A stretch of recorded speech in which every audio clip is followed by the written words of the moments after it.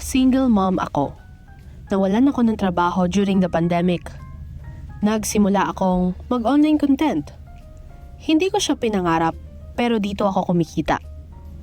Ang hirap lang kasi kahit hindi nila ako kilala, hinuhusgahan nila ako. So, Doc Raven, what are your thoughts about Note 1? Sa akin, no, ang nakita ko dun kasi sa sinabi niya, hindi yung parang hindi lang yung story, no?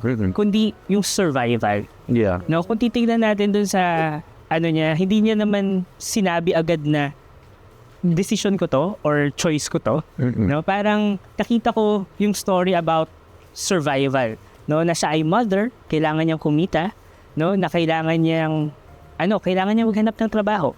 And that's Pangangailangan. That's true. No, so kaya kung titignan natin, no, kung i-judge natin siya based on that level, parang isipin natin na choice niya 'yon. 'Di ba? Pero kung titignan natin siya psychologically, no, may context, no? May context yung mga decisions, may context yung mga options na available sa kanya during that time.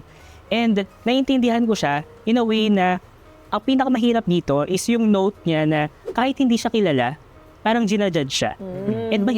And mahirap yun, no? Lalo na sa part na akala mo you're doing something and then eventually other people na hindi naman ikaw kilala, parang ginajudge ka. And later on, parang pakiramdam mo yung judgment na yun na yung identity mo. Pero she's more than that. Maybe the message na magandang sabihin sa kanya is you have a different role aside from what you're doing at work. So merong isa kang nanay, no, isa kang provider, isa kang tao na may mga pangarap. So your dignity is not really dependent on how others evaluate you. Kasi Others perceive you, no? Kasi hindi nila alam yung whole story.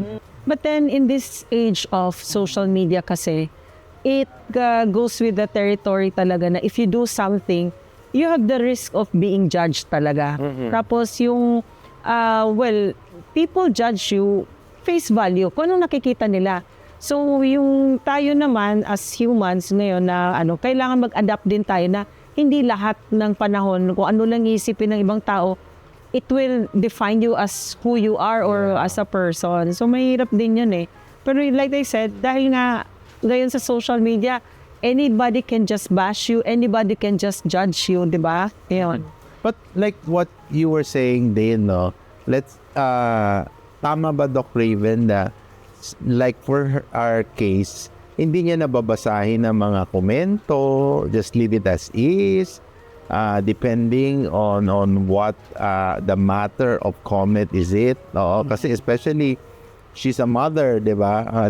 Na to avoid anxiety and cause depression and mental instability later on. Well, that's true, no? Actually, that's kind of digital boundary na pwede niyang gawin, no? And pwede niyang establish regarding sa kung ano lang yung mga bagay na i-allow niya na maapektuhan siya. And siyempre, minsan, tao lang din tayo, no? Hindi natin talaga ma-filter kung ano yung mababasa natin, kung ano yung marireceive natin. That's why very important regarding dito na yung professional help. Lalo na sa mga ganitong moments na sobrang mabigat na para sa kanya, yung mga nakikita niya. So, someone na magiging safe space niya, pwedeng family, trusted friend, no? Kasi malaking bagay na merong makakaintindi dun sa ginagawa mo. Hindi mo kailangan mag-explain in public kasi it's not your responsibility to explain to them kung ano yung ginagawa mo, what's the reason. Pero, at least one person that you are that you trust, malaking bagay na siya para maramdaman mo na may nakakaintindi pala sa'yo.